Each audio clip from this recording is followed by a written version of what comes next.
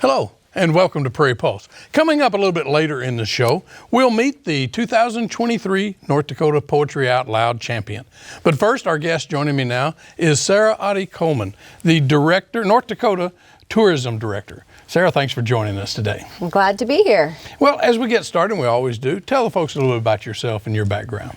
Yeah, I'm a North Dakota girl, born and raised in North Dakota. We also farm and ranch north of Bismarck. So I've been at the State Tourism Division for 20 years now, celebrated my 20th anniversary in January. So it's been just a really fun and interesting job just to see how our offerings have evolved and how much marketing has changed. And so I feel really fortunate to be able to be kind of the marketing arm for the state of North Dakota. Well, and you and I celebrated 20 years together here, it looks like. I've been 20 years at Prairie Public. But let's talk about spring and summer tourism in North Dakota. What's the outlook? We're very optimistic. Right now, we're seeing really solid numbers in terms of interest and people coming in. Of course, our advertising campaign has just kind of hit rolling now, and we think that, the economy's tricky, right? There's inflation's tough, but Americans are prioritizing travel and they're prioritizing safety and good value. And we think that we're positioned really well for that. So we're excited to get the summer travel season off. Mm-hmm. Yeah, this winter, sort of a long winter for a lot of folks. Do you think that will contribute to more visitors sort of getting outside and wanting to do things and seeing the many sights in North Dakota? I do think so, especially within the region, because it was a tough winter for a lot of us throughout the region. I also know that the Canadians are super excited to get back, and they're going to eliminate some of the barriers at the border here in the next few weeks. So we're excited to also see some of that pent-up demand from the Canadians who haven't been coming down since the pandemic. Mm-hmm. So what do the hotel bookings look like, I guess, the advanced hotel booking? We don't have a whole lot of foresight into that. You can look at some of them and they're looking fairly good, but people don't book very far out anymore, so it's hard to project. But what we are seeing is that the occupancy rates are very strong. Back in October, we surpassed kind of the high level or high mark, which was back in 2019. And we've been surpassing that ever since. Right now, our occupancy rate is at an all-time, well, an 8-year high, I should say. So we're optimistic. Yeah. Well, can you talk a bit about, COVID? And not that we want to go back to COVID, but talk a bit about how that impacted tourism and whether or not things have kind of gotten back to normal or not. Yeah, I think there's always going to be that pre-COVID, post-COVID comparison. We still compare all of our metrics back to 19 and kind of, using the last few years as just regrowth years. But it's impacted a lot of the way people do business, the way people think. I don't think we're ever going to be back completely to normal, but I feel like a lot of our offerings, we didn't have to close down for very long. We were able to keep that continuity. Most of the attractions and events are all back up to full speed and are even looking at expansions and adding additional enhancements to attract new visitors. So we're in a good place. Mm-hmm. Now this one, talk about your tourism business development focus. It targets needs and gaps in your current offerings, I think. Yeah, so when you think about North Dakota, what a lot of people think of are outdoor recreation, they think about agritourism, and those are some of the areas that we probably have the least offerings in.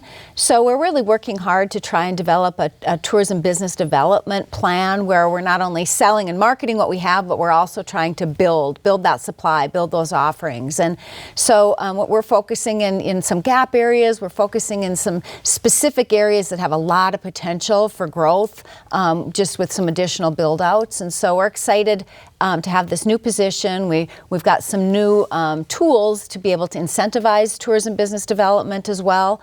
And so that will be continue to be a focus here going forward in the next year or two. Well, when you say areas of growth, what areas are you targeting? What are they? Well, like I mentioned, there's the niche areas. You think about outdoor recreation, and in a lot of cases, we're kind of a do-it-yourself destination. You bring your camper, you bring all of your toys, all of your equipment, you bring your own horses, because we don't have a lot of places where you can do trail rides. So those are the kind of offerings that we're trying to augment and incentivize and try and encourage further growth of.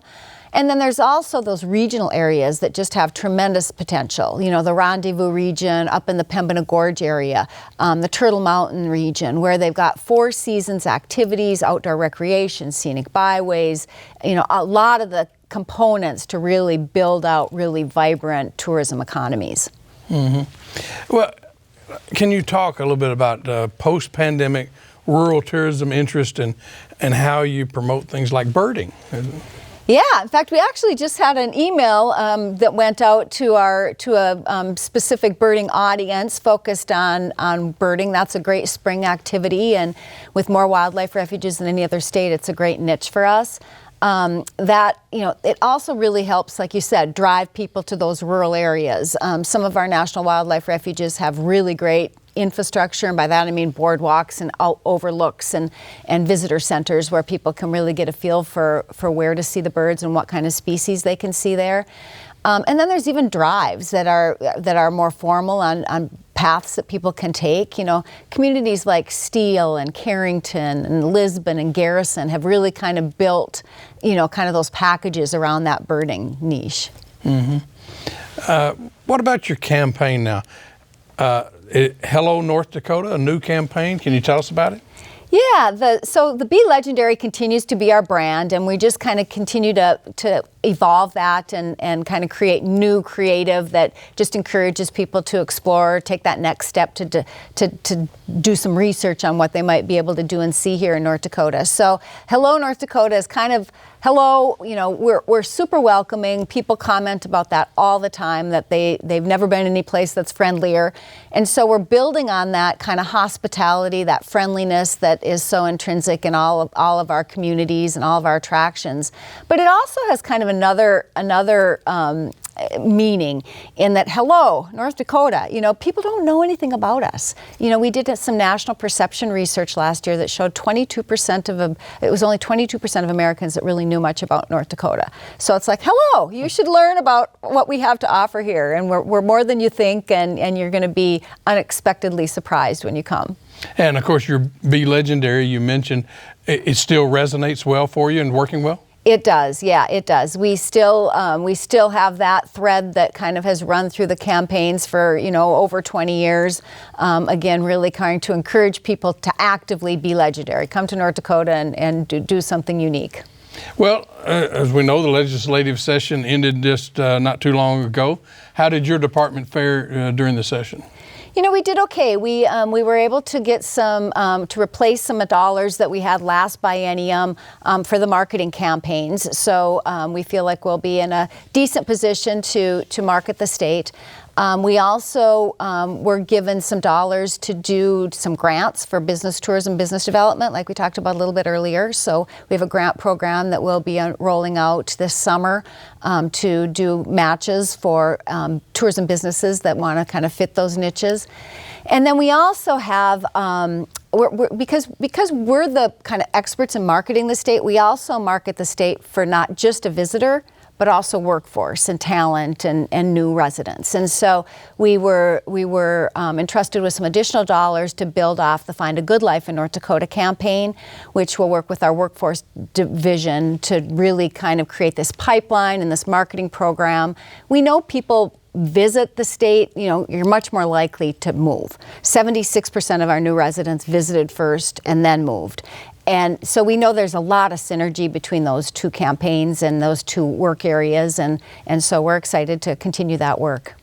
You know, how many employees do you have in tourism? Right now we have 13 in the tourism division, which is pretty lean and mean considering that we also do the marketing for all the other divisions within the Department of Commerce, and then we manage the state brand for other state agencies as well. Yeah, but you know, workers for this. Finding workers for businesses is hard, but what about staffing like at state parks and forts and things like that? Is that a challenge for your department and for those organizations? It's a big challenge, especially the seasonal positions. You know, more and more you're hiring some seasonals and they maybe aren't staying the whole season. So then you have to regroup, you know, halfway through the summer. So Historical Society and state parks and even national parks really struggle to fill those positions. So we're we're hopeful that all of them will get filled. They're fun jobs. Hopefully people will see the opportunity in them and that we'll be able to fully staff all of the operations coming into the summer. But technically, those employees are not your employees. Correct. Yep. They work for other divisions within state government or federal government. What are some of the top tourist destinations in the state, and which ones do you think will be top this summer? You know, the top attraction is normally always the national park, although with the weather this past winter, they're tracking a little below where they were last year. State parks are also really popular. You know, sites like the Heritage Center and our venues, which have, you know, big events that attract people from all over, are our major attractions. What I'm really excited about are some of the new offerings that are coming online this summer. So just last weekend, the Discovery Center, Magic City Discovery Center, a new children's museum in Minot opened.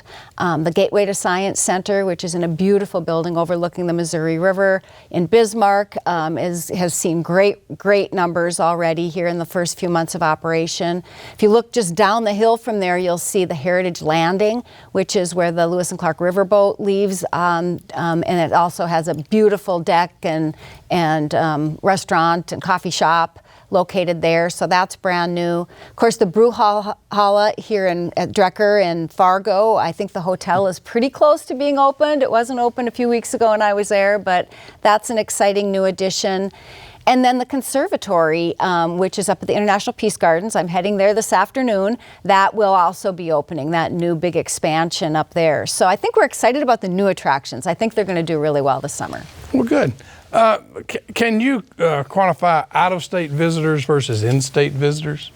Yeah, you know, technology has really helped with that. When you look at all the data sources that we have now, you know, most cars, I think 90% of new cars all have GPS in them. We all carry around our cell phones or our tablets, our gaming units. You know, none of us use cash anymore. Everybody uses their, you know, so there's a lot of data out there that we can use to try and, you know, determine who our visitor is, where they're coming from. What we're seeing is that about half of our visitation is North Dakotans choosing to travel and spend their dollars here in North Dakota, which is super good, right? And then the other half is non-residents. So that's about 11 million non-resident visitors. And they're primarily coming from our target markets where we are marketing within the region. So you're looking at, you know, Minnesota, Wisconsin, South Dakota, Illinois. We also did some new marketing campaigns in Colorado and Texas this past year, so those numbers are starting to show. And then, of course, the Canadian provinces of Manitoba and Saskatchewan. Mm-hmm. I know I ask you this probably every year, but what are some of your favorite hidden gems in the state? Well, my new favorite is Cows and Company in Carrington. So a beautiful, beautiful farm in Carrington, a large dairy operation who has taken the farm to table to really the perfect level. They not only make gelato that they used to just deliver, but they now make Gouda cheese, which they learned to make, you know, back in the old country. And have a beautiful facility on this farm in Carrington. So that's just a new favorite. We actually went out and did a photo shoot after I was there a couple years ago. We did a photo shoot there this past year, so they're in some of our advertisements. And then another area, I think the west part of Lake Sakakawea. A lot of people don't get all the way west to like McKinsey Bay and that area. It's just beautiful with the islands and the topography that you have out there. It's really, really fun and beautiful. Well, we're going to try to get you to go through some of these things here. Let's talk, maybe, can you walk us across the state with some of the various forts that people can visit and what they'd see if they go there? Yeah, our website has a great itinerary for forts if you're into that history, but let's start in the east. So Fort Ransom, Fort Abercrombie are all out here in the eastern part of North Dakota. Then Fort Totten in the Devil's Lake area. And then as you get to the central area, you've got Fort Stevenson, which is on Lake Sakakawea, Fort Mandan, of course, Lewis and Clark fame on the Missouri River, and Fort Abraham Lincoln. And then as you go out west, you've got Fort Buford and then Fort Union, of course, which is a federal site. So great history at all of those. Good activities too. Kids, you know, can run up in some of those blockhouses and explore. So those are really fun things to do in the summer. Are all of them staffed so that you can get answers and have tours of any or get information? Yes, all of those sites are staffed. Some of them are state historic sites, some of them are state parks, some of them are federal entities, but they all do have operational hours and visitor centers. And while they might not have a narrated tour, you get pointed in the right direction and you can do a self-guided tour. Yeah. Okay. What about some of the events? What are some maybe big events you have going on throughout the summer? So right now we have over 200 events on our website, which this time of year is growing every day because there's a portal where people can enter their own event onto the website. So it's always hard to hone in, but you've got all the great festivals that happen, the small town festivals. I think Walhalla is celebrating 175 years this year, so that will be a lot of fun. Some of the big events, for example, Mandan Rodeo Days, which I think it's their 144th year this year. They're one of the oldest, longest running rodeos in the country. They have a brand new arena. So that will be a really unique and fun to go out there and see how they've enhanced that. And then you look at the fairs, Red River Valley Fair and the State Fair, and all of those mean summer, right? Mm-hmm. Absolutely. You mentioned Sakakawea, but can you talk a little bit about more of the recreation and water attractions in the state? Yeah, so Lake Sakakawea has some great offerings, both on the North Shore and the South Shore, east to west. Obviously, it covers a lot of geography.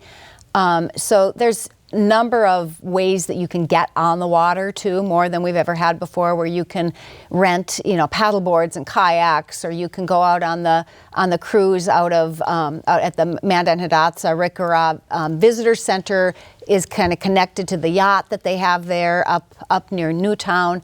Lots of great recreation there. Devil's Lake, of course, has expanded. They've got great resorts on that lake and more places than ever, again, where you can rent boats and watercraft and paddle boards and whatnot to get on the water in Devil's Lake as well. And then Lake Metagoshi is of course the other one that's just, beautiful northern lake, more wooded than the others. There as well, there's great amenities on the lake and plenty of things to do to get you out there on the water. And then the Missouri River. I think people sometimes forget about the Missouri River in Bismarck, but there's number of restaurants and places you can rent, again, ways that you can get out and enjoy. Or if you don't want to be on the water and you just want to, rent a bike or bring your bikes with, then you can, bike along the trails and go to different restaurants and places along the river in Bismarck and Mandan as well. Well, there's a lot to do, it sounds like. But in your travels, maybe to conferences or with your colleagues across the United States, what have you learned about tourism in other parts of the country and how they're doing? I think everybody's doing pretty well. Our region was probably the first region to really recover from the pandemic, and now you're kind of seeing that wave go out to the other more metro areas, especially along the coasts. So I think everybody's pretty optimistic. Of course, the concerns are our economy, and I think places that are more dependent on air travel, people are concerned. I mean, air travel is a hassle right now. There's some barriers there, and so I think that's going to fare well for those of us that really focus. And not that we don't have a lot of people fly to North Dakota too, but the bulk of our visitation is drive traffic, and so I think it is going to favor the drive destinations a little bit again this year. Sure.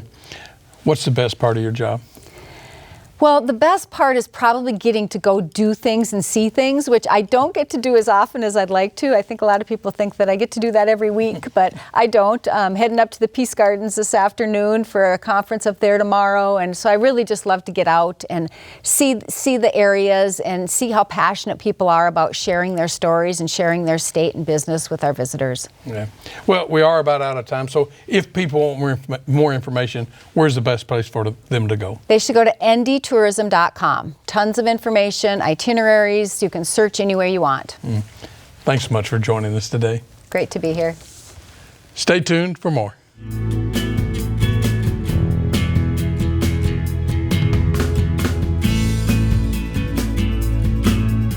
Poetry Out Loud is a high school program that encourages students to learn about poetry while they master public speaking skills and build self-confidence.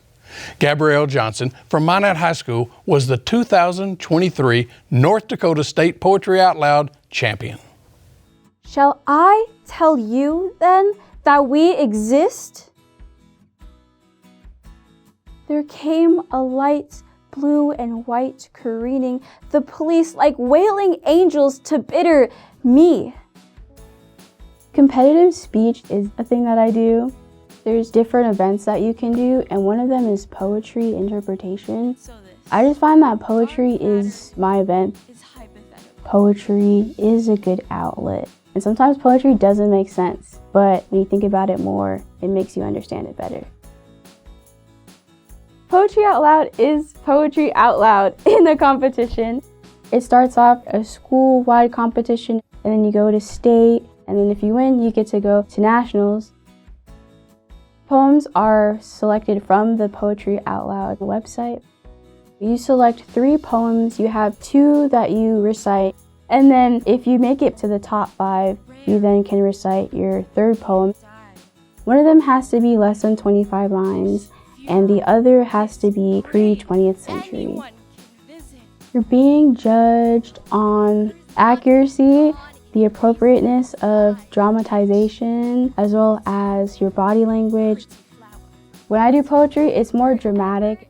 I kind of had to unlearn what I learned to do for competitive speech poetry and really get to like the core of Poetry Out Loud, which is really being the poem. The country I come from is called the Midwest, Bob Dylan. I want to be doused in cheese and fried.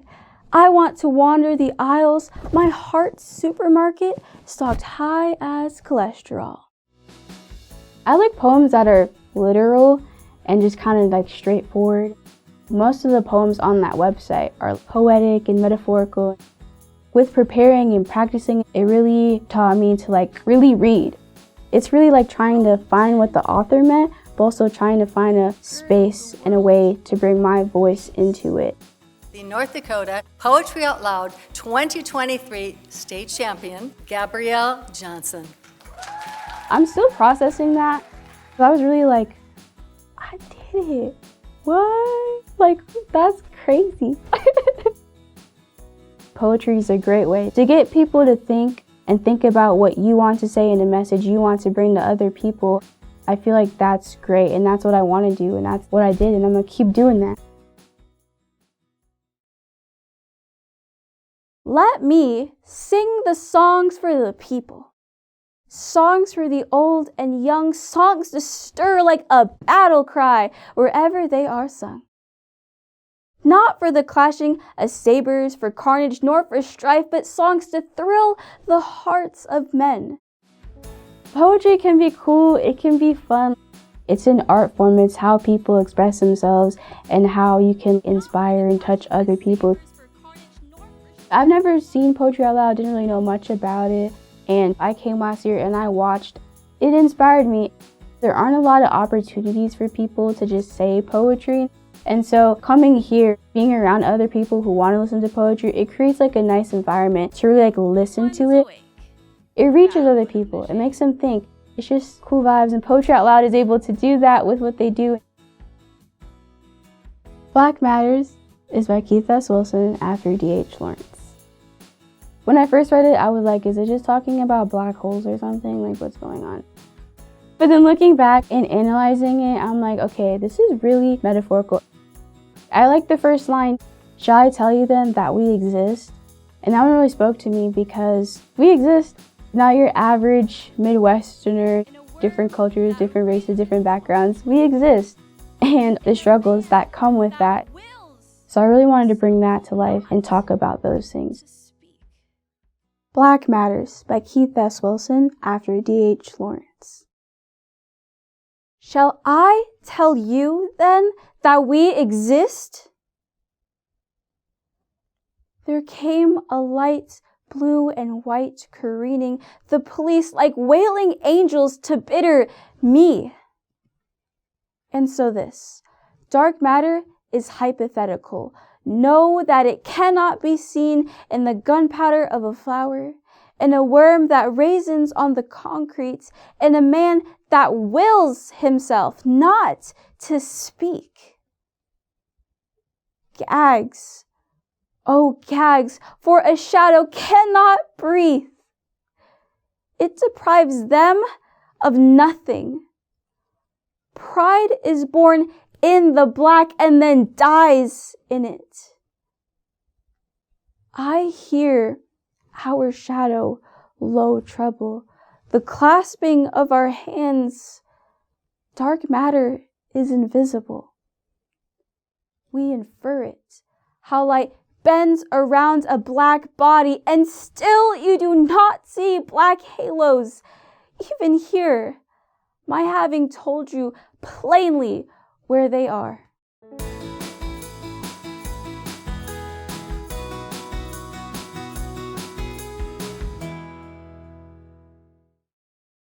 Well, that's all we have on Prairie Pulse this week. And as always, thanks for watching.